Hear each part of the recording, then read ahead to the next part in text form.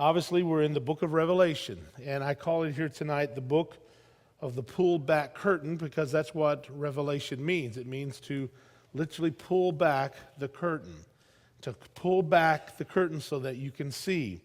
And the book of Revelation is to be an unveiling, a revealing of the events that, as we've seen structured here, most of them which are going to come about soon.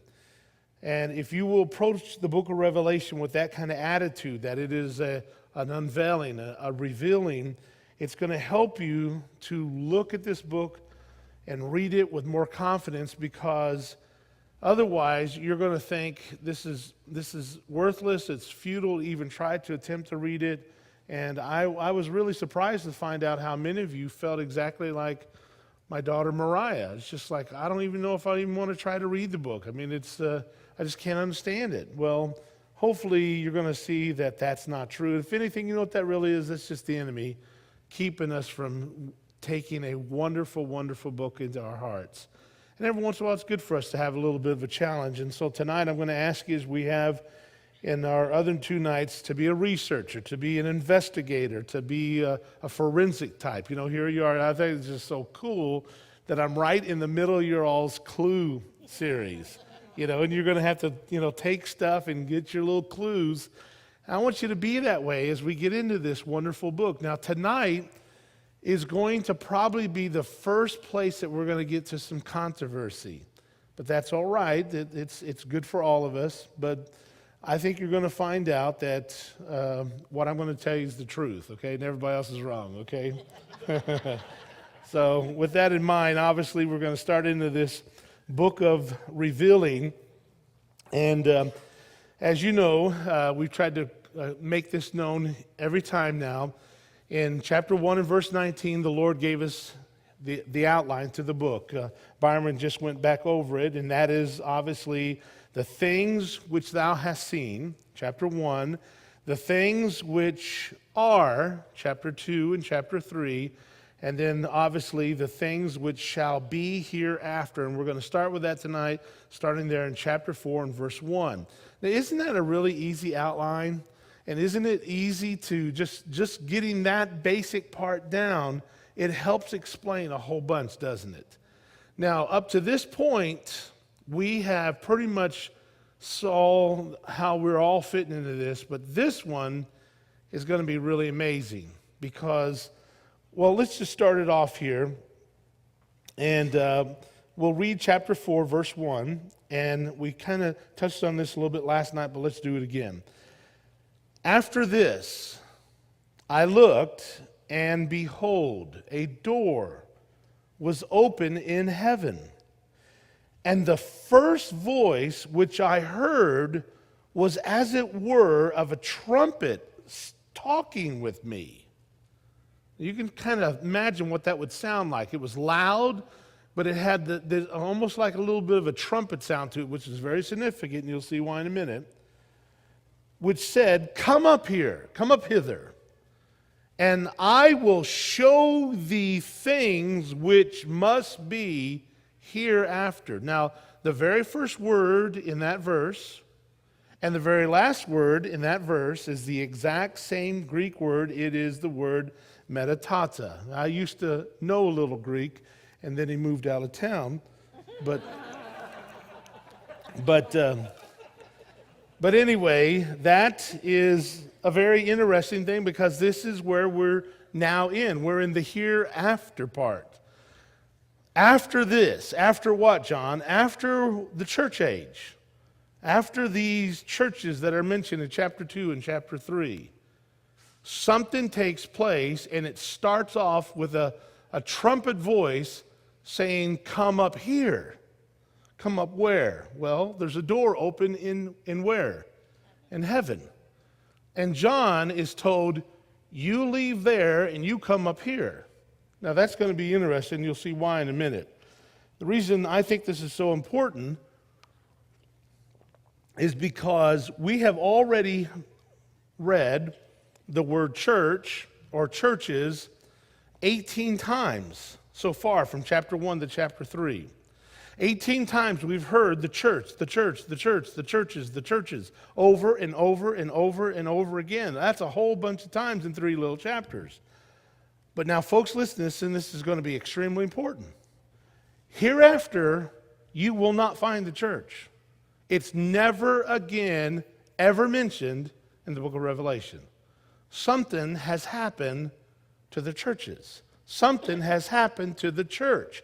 Now, if you look at this in a chronological way, this is a logical explanation because a trumpet is going to sound and something's going to happen to the church. They're going to be called up. And when that happens, the change and the emphasis and the focus from that point on has nothing to do with the church. Now, we'll show some more about that in a minute. Now, the question has to be asked, who is the tribulation for? Because what we're getting ready to go into in chapter 6 is the beginning of the tribulation. Commonly the term that we use for that 7 years, the last 7 years before the Lord actually does come back. But who is the tribulation for? Now, I know there's a lot of Christians, and if you're one that believes that I am not going to be mad at you, and I'm not going to consider you not a Christian. But there's lots of Christians who believe that the Christians, the church, will go through the tribulation, or maybe at least half of the tribulation. And the rationale that you most commonly hear is, well, the church has got to get purified, and the tribulation is going to get them in order and get their act together. Well, that's really, to be honest with you, a very, very sad observation of what salvation has done for all of us. You are not going to be any more ready than the moment you receive Christ. That makes you a Christian. That makes you ready for everything. If you died at that moment, you don't have to go to a waiting place to get yourself ready for heaven. Absent from the body means to be present with the Lord, the scripture says. You say, well, but John, there's so much compromise in the church. I know, and that's where God's working on us. That's where we're at right now. I want you to remember, even though this is futuristic from this point on, we're still here. Even though what we're talking about tonight has not yet happened, it could happen at any moment. Yet the fact of the matter is, when you look at where the emphasis of the tribulation is, from this point on, the focus is no longer going to be on us as believers, but it's going to be more on Israel. And we'll share with you a bunch more stuff about that, but let me give you an Old Testament example of what the Bible calls the tribulation back in Jeremiah's day. Jeremiah 30 verse 7 says, "Alas, for that day is great, so that none is like it. It is even the time of Jacob's trouble, but he shall be saved out of it." Jesus said in Matthew 24, there will come a time on this earth, great tribulation such as never the world's ever experienced, never will experience afterwards. And this time of great trouble, really, to be honest with you, is focused on Jacob. Now, in case you don't know, Jacob's name, Abraham had a son named Isaac, and Isaac had a son named Jacob and Esau. Abraham, Isaac, and Jacob, Abraham, Isaac, and Jacob. And Jacob's generation came out of the 12, had 12 sons. That's where we get the 12 tribes of Israel, the 12 tribes of Jacob. Jacob's name, if you remember the story, Jacob was wrestling with the angel of the Lord. And he said in that confrontation, "I'm going to change your name from a cheater to a prince of God." Jacob means a supplanter, a cheater. "I'm going to change your name because you're no longer going to be Jacob, you're going to be changed to Israel." And that's where we come up with this name, Israel. The children of Israel. We're talking about Jacob. Well, anyway, this is called the time of Jacob's, or the time of Israel's trouble. Now, you got to understand, in Romans chapter 11, it tells us, and Paul, who is a Jew, says these words, "I would not, brethren, that you should be ignorant of this mystery." Now, incidentally, anytime you're going to read the word mystery, you're going to find it a few times in the Bible. It doesn't mean a mystery you can't figure out. It's a mystery that is being figured out for you in this statement. He says, "I am going to talk to you about a mystery, and I don't want you to be ignorant of this mystery, lest you should be wise in your own conceit.